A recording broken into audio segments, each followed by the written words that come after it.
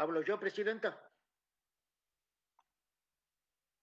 ¿Hablo yo, Presidenta, entonces? Senador Caserio, sí, usted tiene la palabra.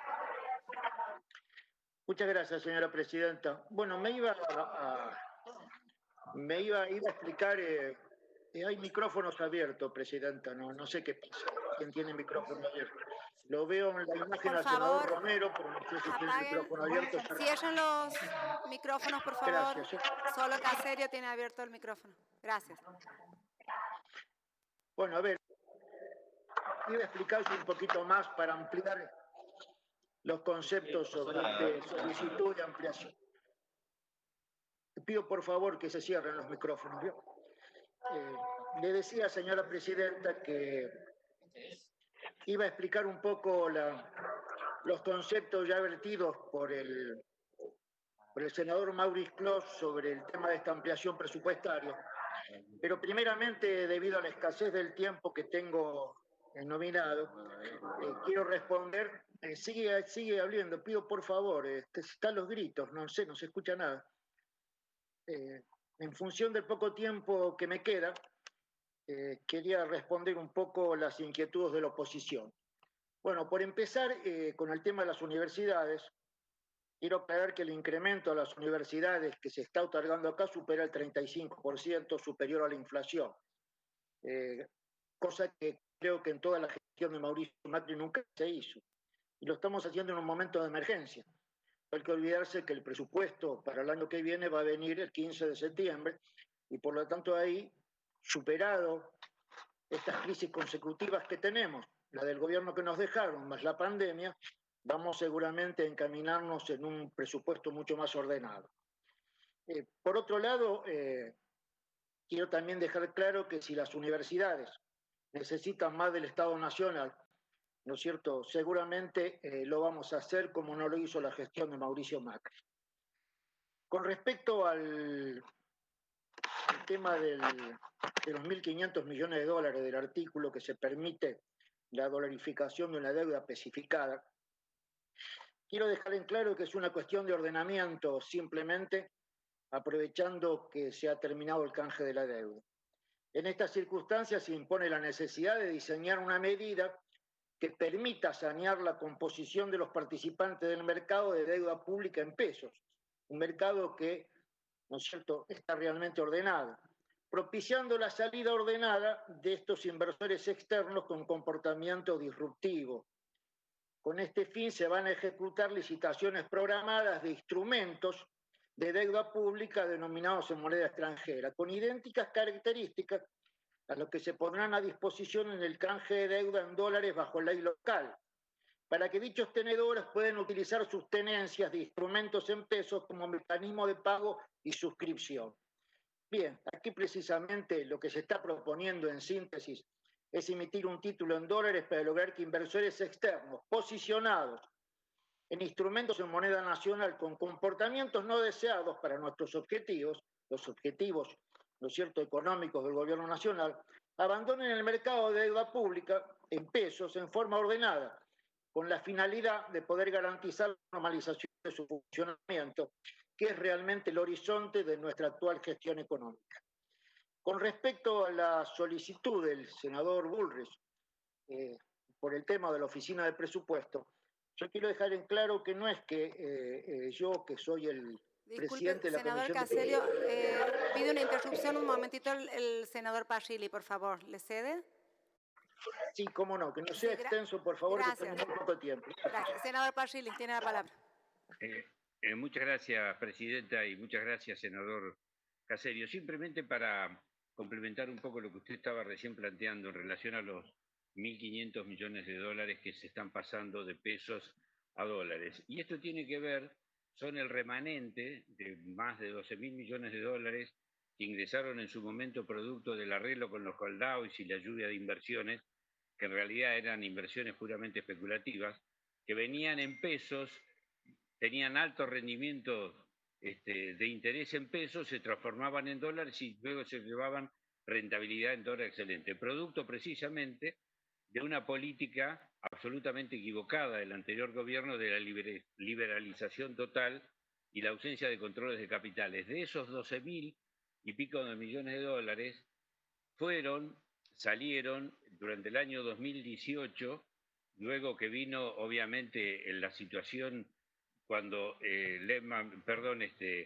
se corta el financiamiento privado, se fueron 11.000 y quedaron estos 1.500 millones de dólares que ahora se les está permitiendo ver en precio. Como usted recién decía, tenían conducta y claramente esto lo que está haciendo es presionando sobre el dólar, el contado con liqui, sobre el dólar MEP o el dólar bolsa, y que eso le está causando graves perjuicios a la Argentina. Pero además, también hay que decir que esta es otra consecuencia que estamos pagando de esa política equivocada que hubo del 2015 al 2019. Y para dar otro dato, simplemente decirle que este gobierno ha transferido deuda en dólares por 7.800 millones de dólares a pesos.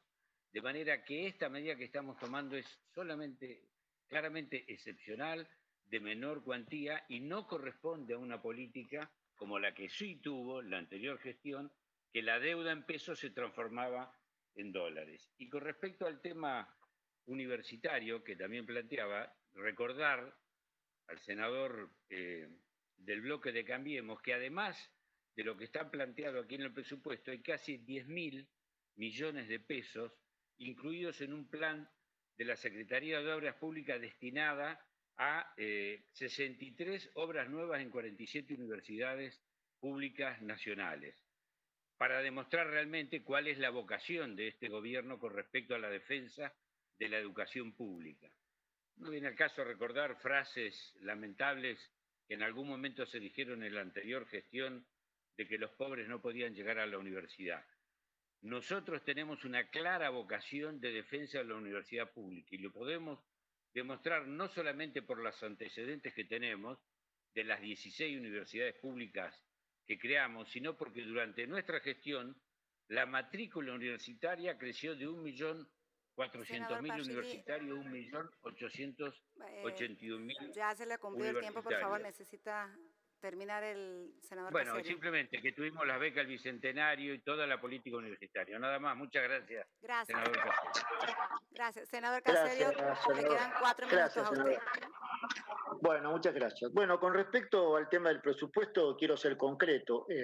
Si bien se puede solicitar, y siempre la autoridad de la Comisión de Presupuestos es la que autoriza la oficina, en este caso yo no lo hice simplemente porque la oficina de presupuestos no está siendo parte, nosotros, la Comisión de Presupuestos no está siendo parte del plenario de comisiones con el tema de la justicia, pero si los presidentes de las comisiones que están abocados al tema de la justicia me lo solicita, con todo gusto yo lo haría. Con respecto a la senadora Mirkin, senadora, quédese tranquila, que no va a haber ningún inconveniente.